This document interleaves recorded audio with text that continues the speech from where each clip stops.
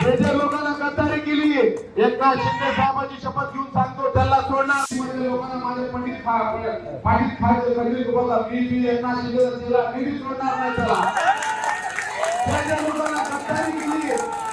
जे जे लोकांना गद्दारी केली एकनाथ शिंदे साहेबांची शपथ घेऊन सांगतो त्याला सोडणार नाही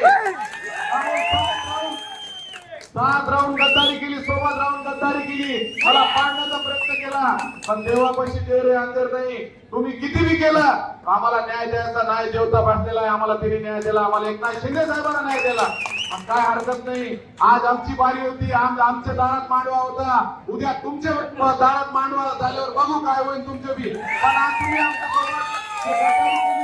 जे आमच्यासोबत गद्दारी केली जी आघाडीला मत दिले ते सगळ्याला माहित आहे जिल्ह्याला माहित आहे